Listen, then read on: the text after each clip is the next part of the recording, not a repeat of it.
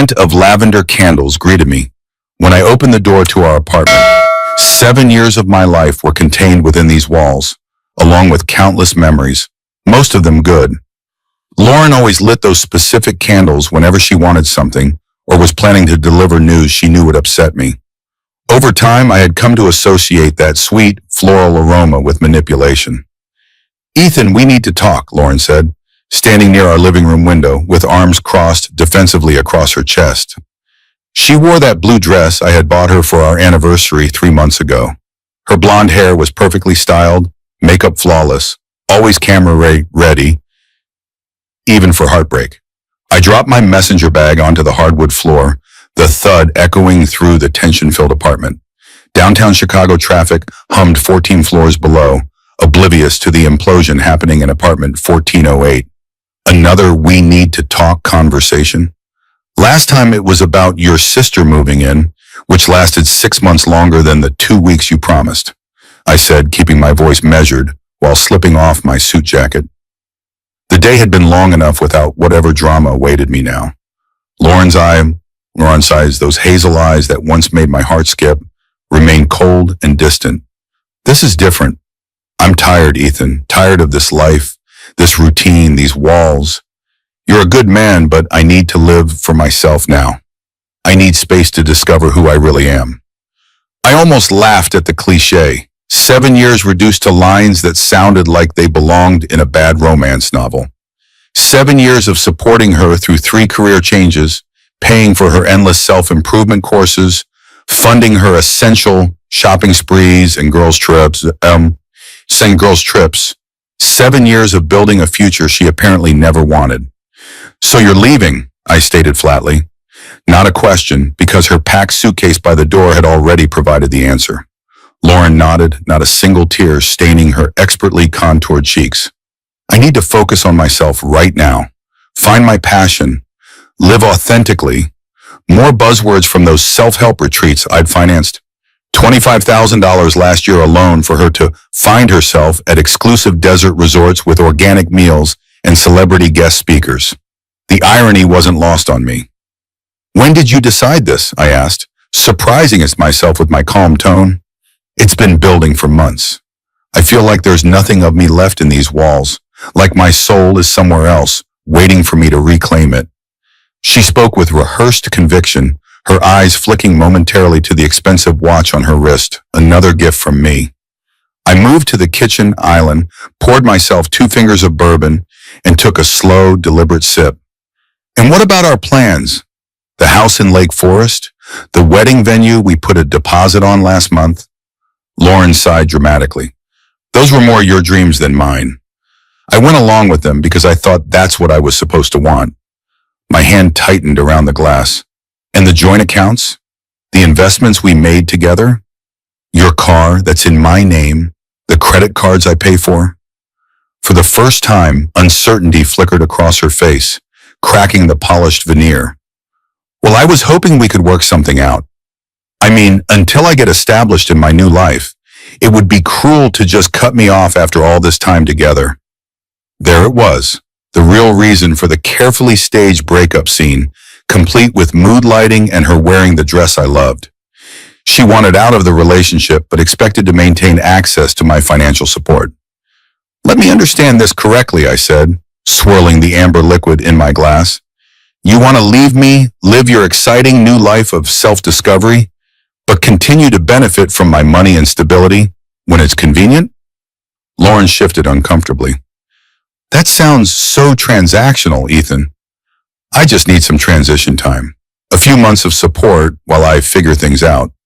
We've been together 7 years. Doesn't that count for something?" I took another sip of bourbon, feeling the warm burn down my throat.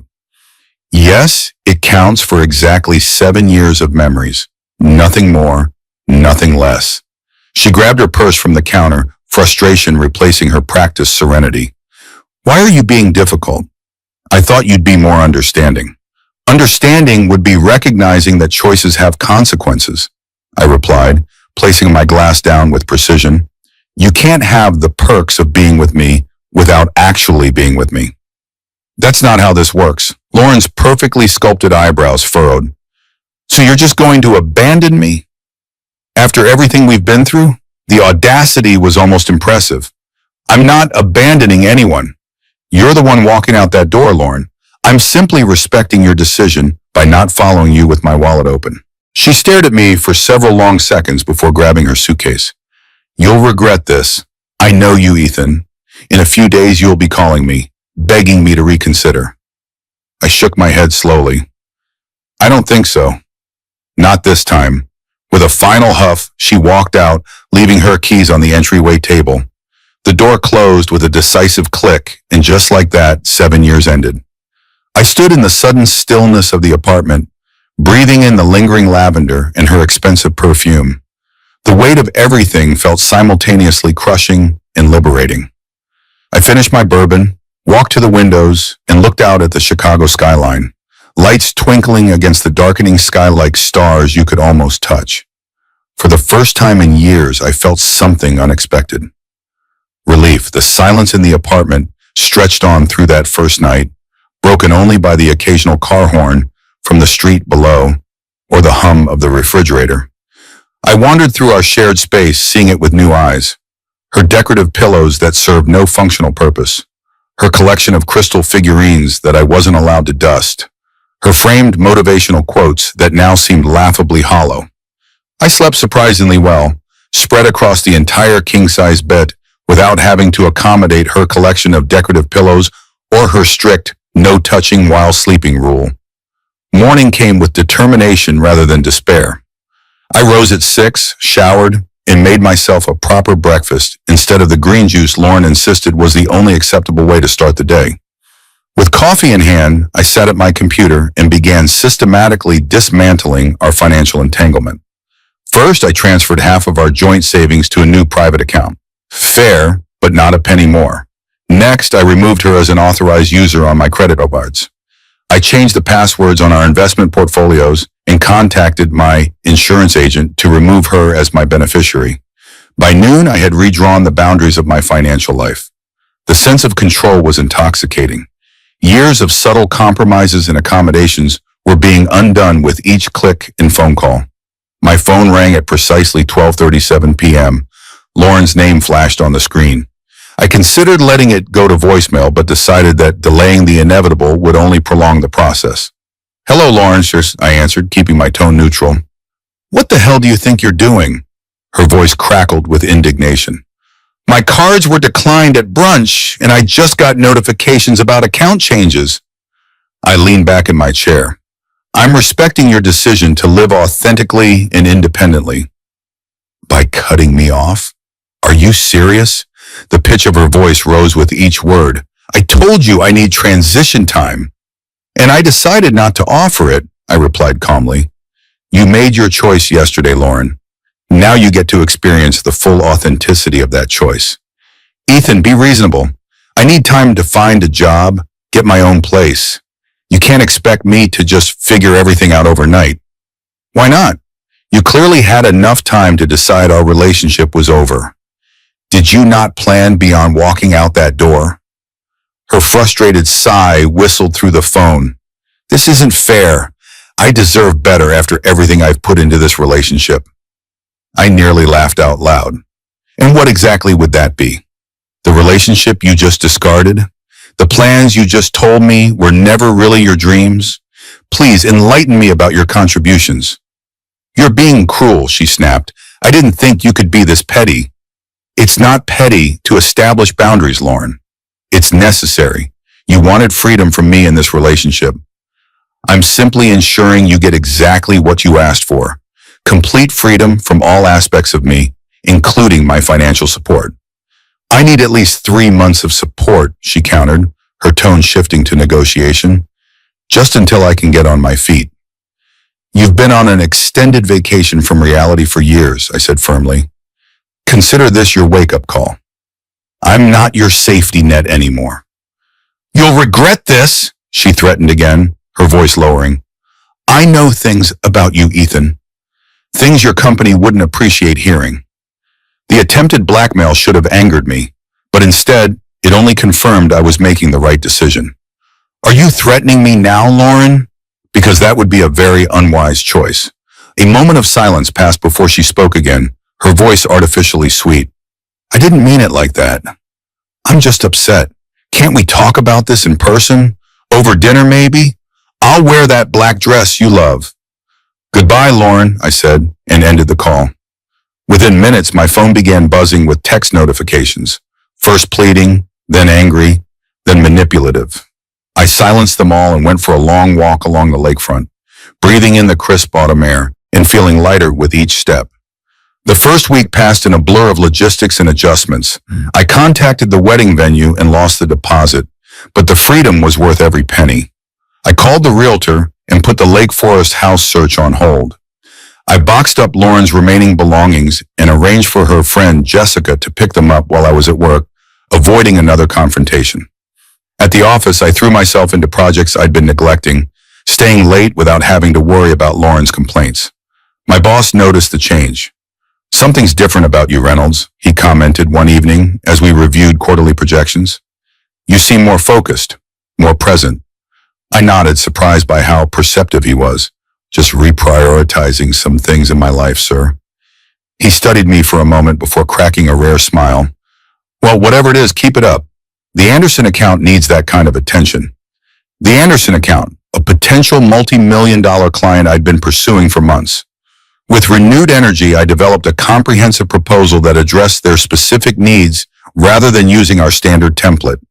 2 weeks later, they signed with us, bringing a substantial commission and putting me in line for the promotion I'd been eyeing. Meanwhile, Lauren's messages had evolved from anger to desperation. Her latest text revealed she'd been evicted from her friend's guest house where she'd been staying. I have nowhere to go, she wrote. My credit cards are maxed out. Please, Ethan, I need help. Just a small loan to get through the month. I read the message twice before responding simply, you wanted independence. This is what it looks like. Then I blocked her number. That weekend, I cleared out the spare bedroom that had become a storage space for Lauren's excess shopping bags and seasonal decorations. I set up my old photography equipment, a passion I'd abandoned when Lauren complained about the time it took away from her. I dusted off my cameras, ordered new lenses, and scheduled a weekend trip to Michigan to photograph the fall colors. For the first time in years, I was rediscovering parts of myself that had been packed away to make room for Lauren's outsized presence in my life. I joined a local running group, started cooking again, and reconnected with friends who had gradually disappeared under Lauren's subtle disapproval. 3 months after Lauren walked out, I attended a business conference in Dallas representing our firm. The event was being held at an architecturally significant hotel, and during a break between sessions, I found myself taking photos of the impressive atrium with its geometric glass ceiling. You've got a good eye, a voice commented from behind me. I turned to find a woman with striking blue eyes studying my camera screen. Her conference badge read, Haley Bennett, Arc Vision Partners. Thanks, I replied, suddenly aware of how long it had been since I'd had a conversation with an attractive woman who wasn't Lauren. The light in here is incredible. It should be, she said with a slight smile. I was on the design team for this renovation. That skylight was my personal battle with the structural engineers. Well, I'm glad you won, I said, finding myself genuinely smiling back. I'm Ethan Reynolds, by the way. Haley Bennett, as she replied, extending her hand. Are you attending the marketing panel or the sustainability workshop next? We ended up skipping both in favor of coffee in the hotel's garden courtyard, where conversation flowed with surprising ease. Haley was an architect specializing in sustainable commercial projects, intelligent without being showy about it, passionate about her work without making it her entire identity.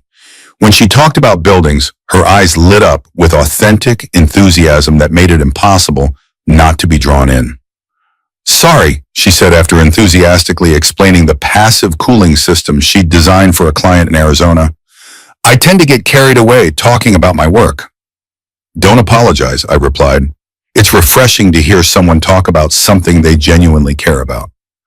Her smile was warm, lacking the calculated quality I'd grown accustomed to with Lauren. So what about you? Marketing executive by day, photographer by other parts of the day? I laughed. Photography's just a hobby I'm rediscovering. But yes, marketing strategy is my day job. And do you get carried away talking about marketing strategy? She asked with a teasing lilt in her voice. Only when I've had too much coffee, I admitted. Or when I'm trying to impress someone. And are you? Trying to impress me? Her directness was disarming. I think I might be, I answered honestly.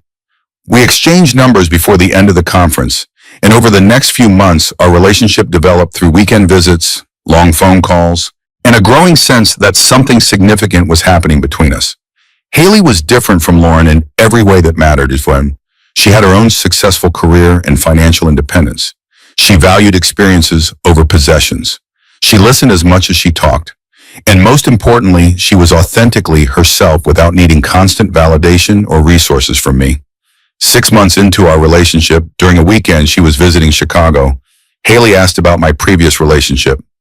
You never really talk about your ex, she said as we walked along Navy Pier, watching the sunset paint the sky in vivid oranges and pinks. 7 years is a long time to be with someone. I considered deflecting, but decided Haley deserved honesty. Lauren wanted the benefits of a relationship without the responsibilities. When she left, she expected me to keep financially supporting her while she found herself. It took me too long to recognize the pattern. Haley listened thoughtfully. That must have been difficult to work through. It was, I admitted, but in retrospect, her leaving was the best thing that could have happened. It forced me to see how much of myself I'd compromised. She squeezed my hand. Well, for what it's worth, I like this uncompromised version of you quite a bit. That night, as Haley slept beside me, my phone lit up with an unfamiliar number. Curious, I checked the message. Ethan, it's Lauren. I'm using Jessica's phone. Please, I need to talk to you. It's important. I silently debated with myself before responding. Whatever it is, I'm not interested. The reply came quickly. I made a huge mistake. I miss you. The guy I was seeing took everything and disappeared.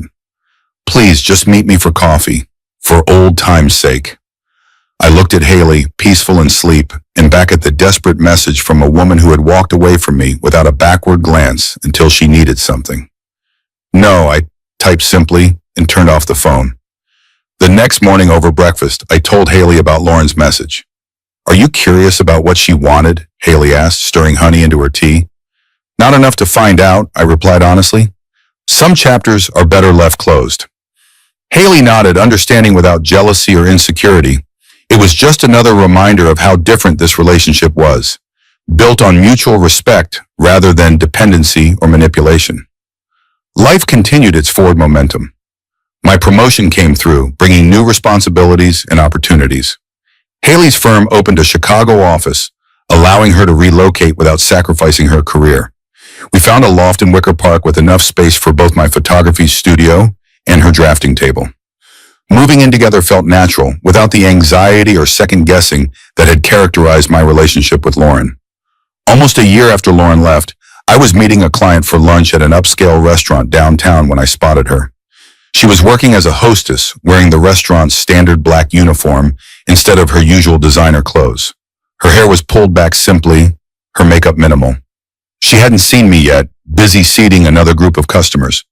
I considered asking for a different table, but decided that avoiding her would give the situation more power than it deserved.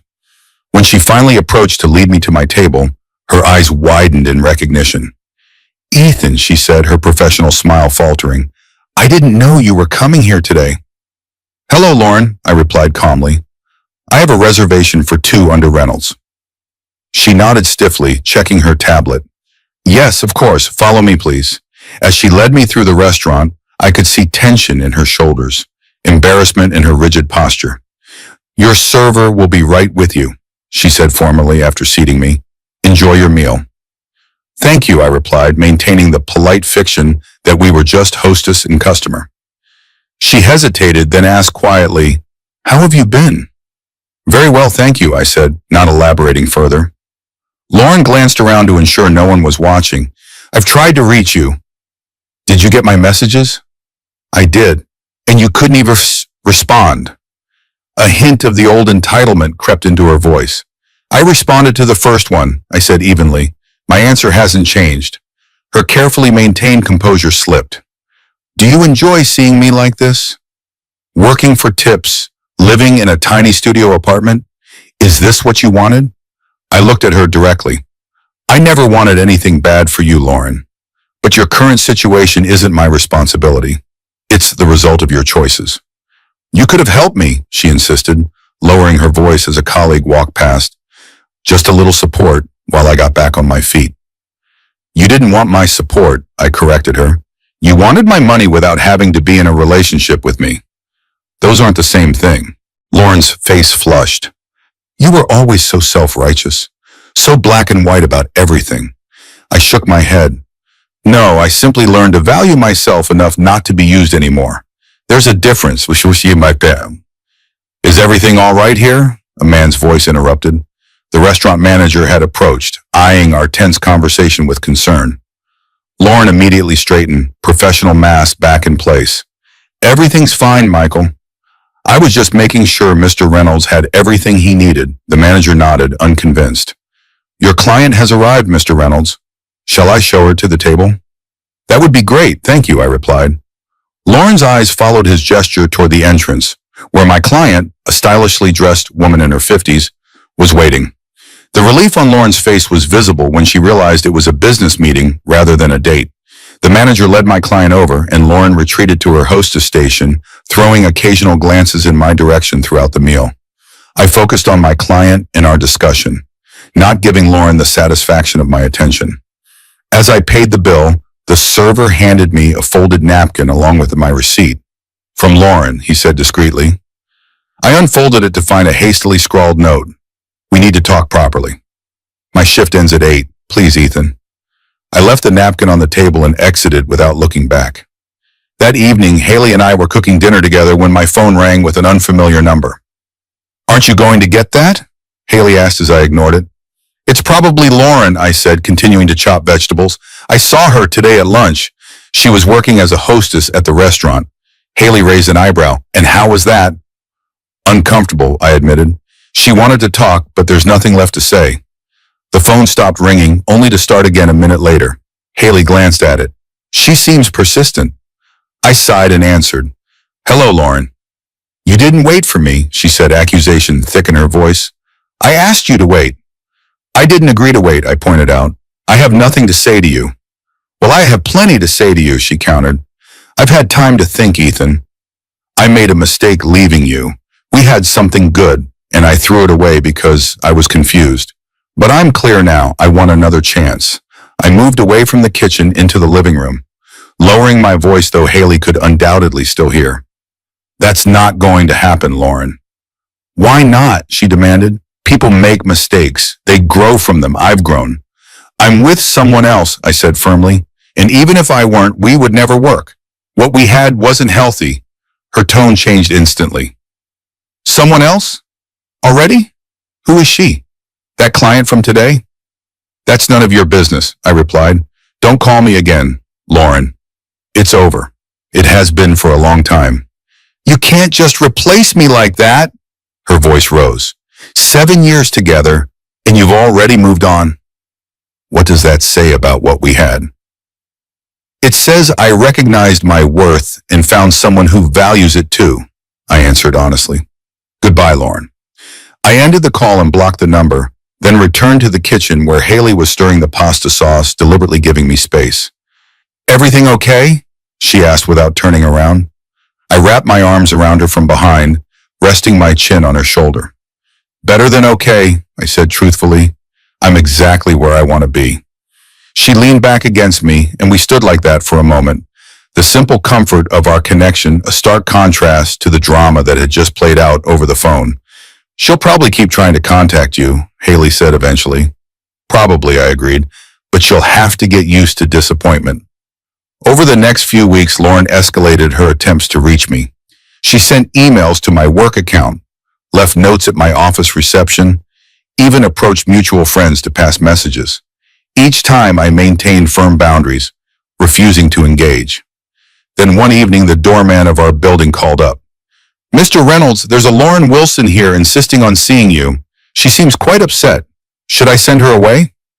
I exchanged glances with Haley, who was reviewing blueprints at our dining table. Do you want me to go somewhere else for this? She asked. Absolutely not, I replied firmly before returning to the call. Tell her I'm not available, George, and please don't let her up today or any other day. Will do, Mr. Reynolds, the doorman replied. 20 minutes later, my phone exploded with notifications. Lauren had found Haley's professional social media and was publicly commenting on her posts, calling her a homewrecker, and making wild accusations about how our relationship started. She'd also started messaging my colleagues with similar claims. This is getting out of hand, Haley said, showing me the notifications on her phone. I nodded grimly. I'll handle it. I called Lauren directly from Haley's phone, knowing she would answer an unfamiliar number. When she picked up, I didn't give her a chance to speak. This stops now, Lauren, I said, my voice cold with controlled anger. The social media harassment, the messages to my colleagues, all of it stops immediately, or I'll file for a restraining order and report you to the police for harassment. You wouldn't dare, she challenged, though I detected uncertainty beneath the bravado. Try me, I replied evenly. I have documented every attempt you've made to contact me after I clearly told you to stop. Every email, every message, every note. What you're doing is harassment, and it will have consequences. I just want to talk to you, she insisted. Why are you being so cruel? This isn't cruelty, Lauren. This is a boundary. You made your choice a year ago when you walked out. I've moved on. You need to do the same. With that architect? She spat. Does she know what kind of man you really are? How controlling, how vindictive. Stop, I interrupted. This conversation is over. Delete your social media posts about Haley. Stop contacting my colleagues and leave us alone. This is your only warning. I ended the call and looked at Haley, who had been listening to my side of the conversation with concern. I'm sorry you got dragged into this, I said sincerely. Haley shook her head. Don't apologize for her behavior. None of this is your fault. Still, I sighed, you didn't sign up for this drama. I signed up for you, she said simply. Everything else we handled together. In that moment, I knew with absolute certainty that I wanted to build a life with this woman who stood beside me with such unwavering support. The next morning, I received an email from Lauren. The tone was drastically different from her previous messages. Subdued, almost formal. I apologize for my behavior. You're right that it was inappropriate. I've deleted all social media posts regarding Haley and will not contact your colleagues again. I hope you can forgive my temporary lapse in judgment. I wish you both well. I showed the email to Haley. What do you think? Genuine remorse or tactical retreat? Hard to say, she replied thoughtfully, but at least she's backing off. I wanted to believe it was over, but something about the sudden change in tone felt off. Lauren had never been one to admit defeat so easily. My instincts proved correct 3 days later when I received an urgent call from my bank's fraud department. Mr. Reynolds, we're calling about some unusual activity on your accounts. Someone attempted to take out a personal loan in your name using your social security number and other personal information. We flagged it as suspicious because the application came from an IP address not associated with your usual locations. My blood ran cold. Was the loan approved? No, sir. Our security protocols caught it, but we're concerned about how someone obtained your personal information. We recommend filing a police report and placing a freeze on your credit. After following the bank's recommendations and spending hours securing my financial information, I called my attorney to discuss options. The evidence pointed clearly to Lauren. She had access to my personal information from our years together, knew my mother's maiden name and other security question answers, and had clear motivation. We have enough for a police report, my attorney advised. Identity theft is a serious crime. With the harassment documentation you've collected, plus this attempt at fraud, we can make a compelling case. I nodded grimly. Let's do it. The following day, I filed a police report. 2 days later, detectives confirmed that the IP address from the loan application traced back to a coffee shop near Lauren's apartment. Security footage showed her using a laptop there at the time of the application. When they arrested Lauren at the restaurant where she worked, she reportedly broke down, alternating between tears and rage, claiming I had set her up because I was bitter about our breakup. The charges were serious: identity theft, attempted fraud, and harassment. I didn't attend her arraignment, but my attorney reported that she had been released on bail with strict conditions, including no contact with Mima or Haley. Her employment at the restaurant had been terminated following her arrest. A week later, I received a letter from Lauren's attorney proposing a deal. If I agreed to drop the charges, Lauren would move to Seattle, where her sister lived, seek counseling, and sign a legally binding agreement never to contact me again. I discussed the offer with Haley over dinner that night. Part of me wants to see her face consequences, I admitted, but another part just wants this chapter closed completely. Haley considered this thoughtfully. What would give you the most peace? After much deliberation, I agreed to the deal with additional conditions. Lauren would admit in writing to the identity theft attempt, which would be held in escrow by my attorney. She would begin counseling before leaving Chicago and continue in Seattle. And she would pay restitution for my legal fees and the time I'd lost dealing with the financial aftermath of her fraud attempt. Her attorney countered, arguing about the restitution amount, but eventually accepted all terms. 2 weeks later, Lauren was on a plane to Seattle, legally bound to stay away from me and Haley. The relief was immediate and profound. The constant tension of waiting for Lauren's next move evaporated, replaced by a sense of closure that had been missing even after our initial breakup. Life settled into a pleasant rhythm. Haley's Chicago office thrived under her direction, while my career continued its upward trajectory. We traveled, entertained friends, built a home together that reflected both our personalities. On weekends, we explored the city or took short trips to nearby towns, capturing it all through my increasingly skilled photography. A year after the Lauren ordeal ended, I proposed to Haley during a sunset architecture tour on Lake Michigan, her passion for buildings and my love of photography coming together in a perfect moment. She said yes, without hesitation, and the life I had once thought was ending when Lauren walked out was actually just beginning. The wedding was planned for the following spring. Nothing extravagant, just a meaningful ceremony with friends and family at a boutique hotel Haley had helped design.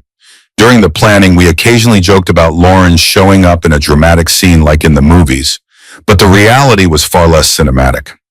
2 months before our wedding, I received an email from Jessica, Lauren's old friend. I thought you should know that Lauren was arrested in Seattle last week. She's been running the same scam on multiple men, moving in, building a life, then leaving but expecting ongoing financial support. When they refused, she attempted identity theft, just like with you. She's facing serious charges this time. Multiple counts, multiple victims. I'm sorry for my part in enabling her behavior when you were together. You deserve better. I showed the email to Haley, feeling a complex mix of emotions: vindication, sadness for the person Lauren had become, relief that I had escaped when I did. Are you okay? Haley asked, watching my face carefully. Yes, I said, and meant it. I'm just grateful for how things turned out for us.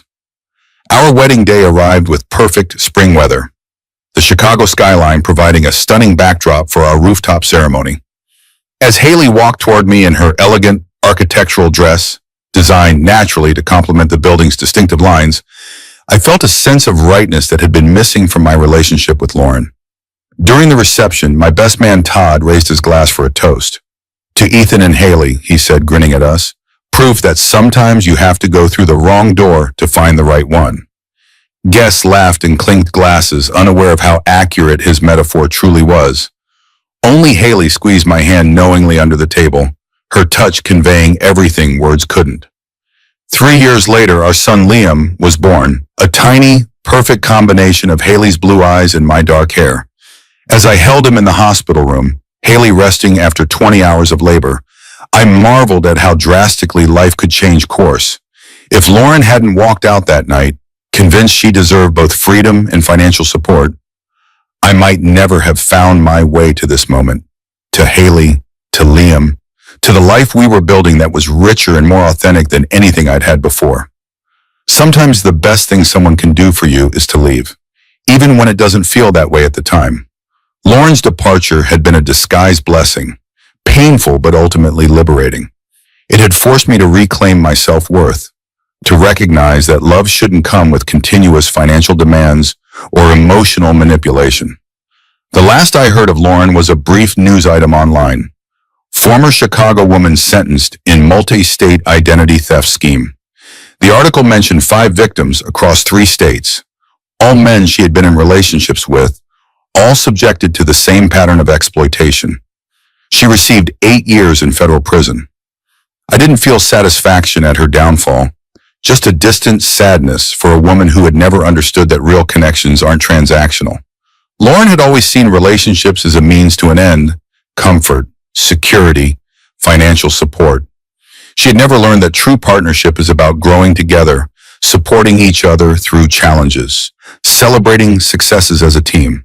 On Liam's 2nd birthday, as we watched him messily devour chocolate cake in our backyard surrounded by friends, Haley leaned against my shoulder. "Happy?" she asked simply. I looked at our son, at our home, at the life we'd created together, and nodded. Completely. Our peaceful celebration was shattered the following morning by an unexpected visitor. The doorbell rang insistently at 7:30 a.m. Through the security camera, I saw her instantly, Lauren looking disheveled and agitated, pacing on our front porch. "Ethan, I know you can see me. Please, just 5 minutes. That's all I'm asking for," she pleaded, staring directly into the camera. Haley appeared behind me, still in her pajamas, hair tousled from sleep. "Is that Lauren?"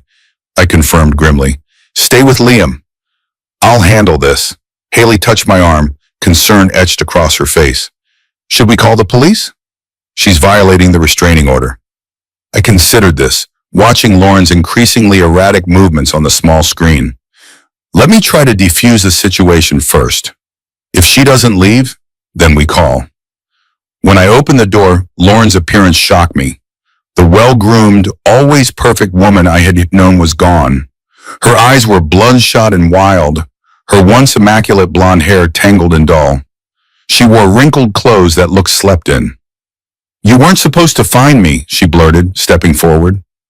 I blocked the doorway, keeping her firmly on the porch. "They're taking me away tomorrow. Federal charges. 8 years minimum. I couldn't go without seeing you one last time." "How did you find this address?" I asked coldly. "And why are you in Chicago?" "You're supposed to be in Seattle." Lauren laughed, a hollow sound devoid of humor. "I never went to Seattle. The deal was a joke.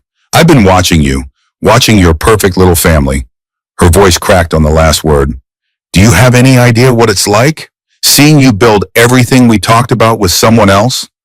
"Lauren, you need to leave," I stated firmly, feeling a familiar tension creep up my spine. "You're violating your restraining order. I don't want to call the police, but I will." "The police," she scoffed, tears suddenly streaming down her face. "What does it matter now? My life is over anyway. I've lost everything.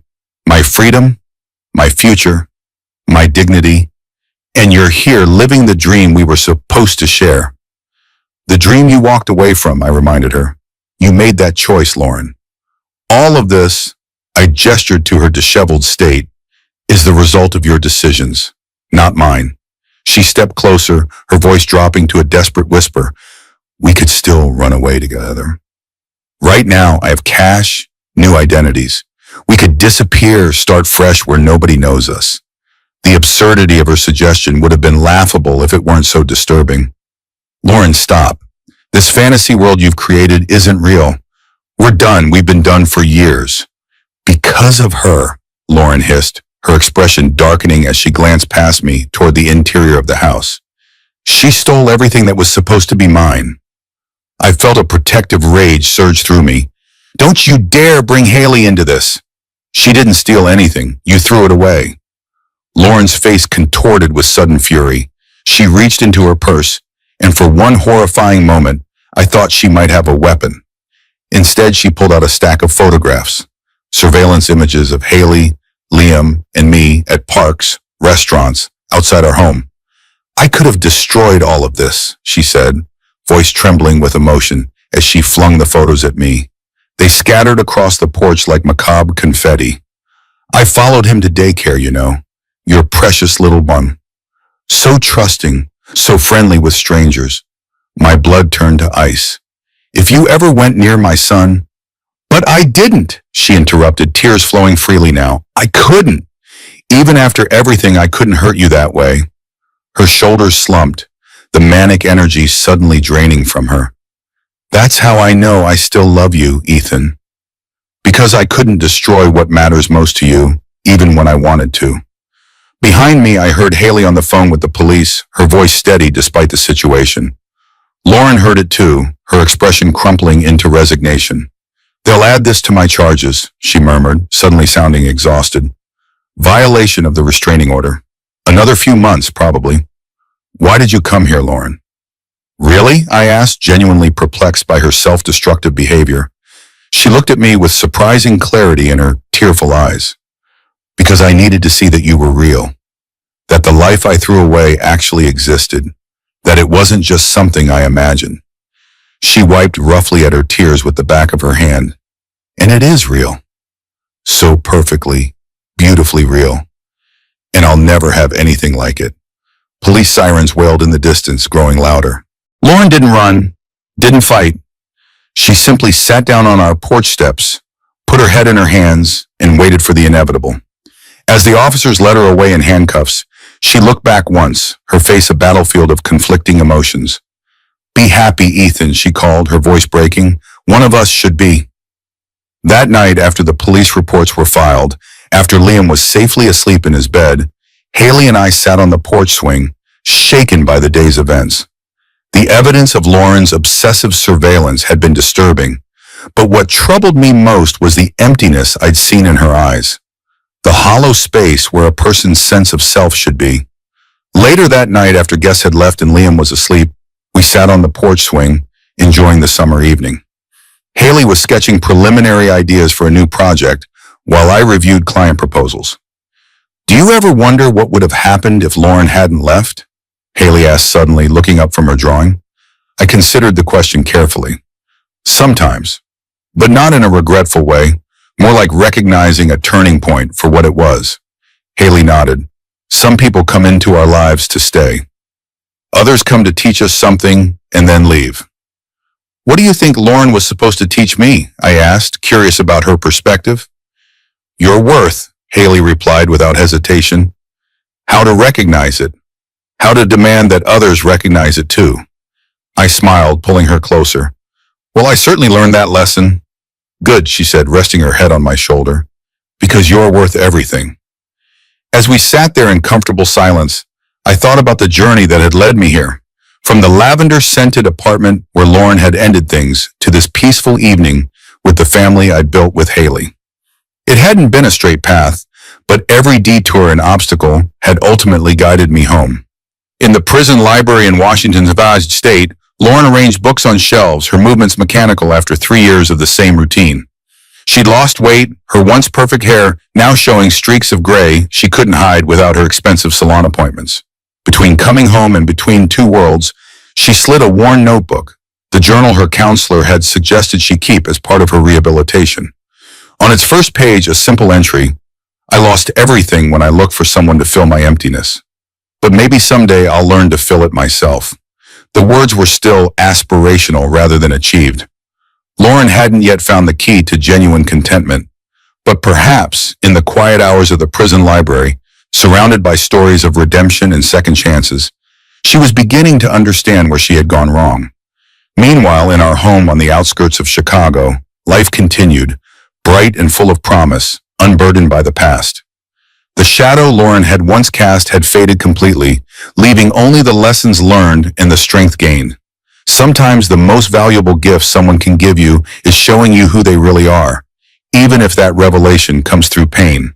Lauren's true self had been revealed the moment she expected to keep the benefits of our relationship without the relationship itself.